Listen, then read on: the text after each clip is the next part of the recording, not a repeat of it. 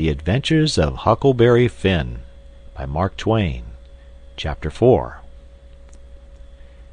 Well, 3 or 4 months run along, and it was well into the winter now.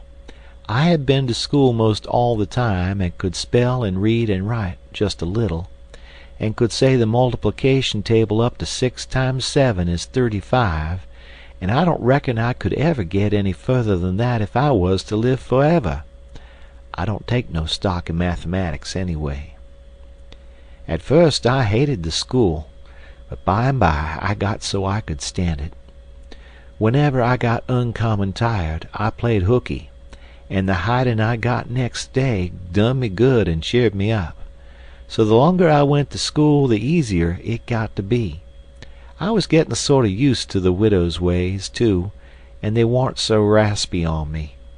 Living in a house and sleeping in a bed pulled on me pretty tight mostly, but before the cold weather I used to slide out and sleep in the woods sometimes, so that was a rest to me.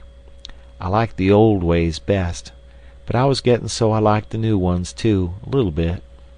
The widow said I was coming along slow but sure, and doing very satisfactory. She said she warn't ashamed of me.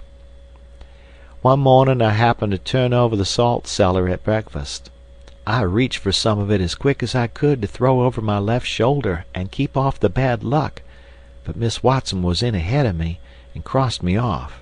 She says, "Take your hands away, Huckleberry. What a mess you are always making." The widow put in a good word for me, but that warn't going to keep off the bad luck. I knowed that well enough. I started out after breakfast, feeling worried and shaky, and wondering where it was going to fall on me, and what it was going to be. There's ways to keep off some kinds of bad luck, but this wasn't one of them kind, so I never tried to do anything, but just poked along, low-spirited and on the watch out. I went down to the front garden and clumb over the stile where you go through the high board fence. There was an inch of new snow on the ground, and I seen somebody's tracks. They had come up from the quarry and stood around the stile a while, and then went on around the garden fence. It was funny they hadn't come in after standing around so. I couldn't make it out. It was very curious somehow. I was going to follow around, but I stooped down to look at the tracks first. I didn't notice anything at first, but next I did. There was a cross in the left boot heel made with big nails to keep off the devil. I was up in a second and shinning down the hill. I looked over my shoulder every now and then, but I didn't see nobody. I was at Judge Thatcher's as quick as I could get there.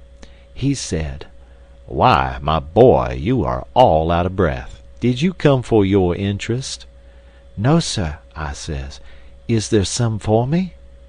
"Oh, yes, a half-yearly is in last night. Over $150. Quite a fortune for you. You had better let me invest it along with your 6,000, because if you take it, you'll spend it." "No, sir," I says. "I don't want to spend it. I don't want it at all. Nor the 6,000 nuther. I want you to take it. I want to give it to you, the 6,000 and all." He looked surprised. He couldn't seem to make it out. He says, "Why, what can you mean, my boy?"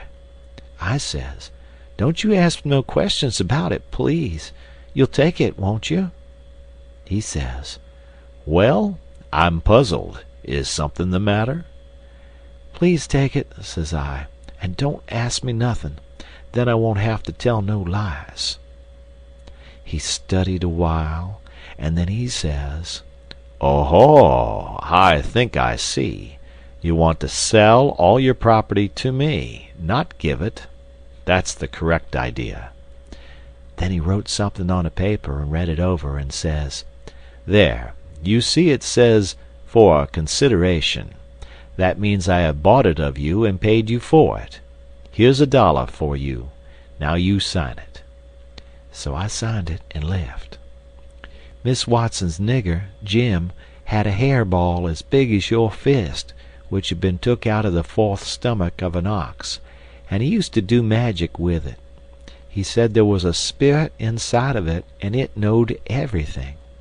So I went to him that night and told him Pap was here again, for I found his tracks in the snow. What I wanted to know was, what he was going to do, and was he going to stay? Jim got out his hairball and said something over it, and then he held it up and dropped it on the floor. It fell pretty solid, and only rolled about an inch. Jim tried it again, and then another time, and it acted just the same. Jim got down on his knees and put his ear against it and listened. But it warn't no use. He said it wouldn't talk. He said sometimes it wouldn't talk without money. I told him I had an old slick counterfeit quarter that warn't no good because the brass showed through the silver a little, and it wouldn't pass nohow, even if the brass didn't show, because it was so slick it felt greasy, and so that would tell on it every time. I reckoned I wouldn't say nothing about the dollar I got from the judge. I said it was pretty bad money, but maybe the hairball would take it, because maybe it wouldn't know the difference. Jim smelt it and bit it and rubbed it, and said he would manage so the hairball would think it was good. He said he would split open a raw Irish potato and stick the quarter in between and keep it there all night, and next morning you couldn't see no brass, and it wouldn't feel greasy no more, and so anybody in town would take it in a minute, let alone a hairball. Well, I knowed a potato would do that before, but I had forgot it. Jim put the quarter under the hairball and got down and listened again. This time he said the hairball was all right. He said it would tell my whole fortune if I wanted it to. I says, go on. So the hairball talked to Jim, and Jim told it to me. He says, "Your old father don't know yit what he's going to do. Sometimes he spec he'll go away, and then again he spec he'll stay. De best way is to rest easy and let the old man take his own way. There's two angels hovering round 'bout him. One of 'em is white and shiny, and the other one is black. The white one gets him to go right a little while, then the black one sail in and bust it all up. A body can't tell you which one gwine to fetch him at the last, but you is all right. You're gwine to have considerable trouble in your life, and considerable joy. Sometimes you're gwine to get hurt, and sometimes you're gwine to get sick, but every time you're gwine to get well again. There's two gals flying 'bout you in your life. One of 'em's light, and the other one is dark. One is rich, and the other is poor. You gwine to marry the poor one fust, and the rich one by and by. You wants to keep away from the water as much as you can, and don't run no risk, 'cause it's down in the bills that you's gwine to get hung." When I lit my candle and went up to my room that night, there sat Pap, his own self. End of chapter.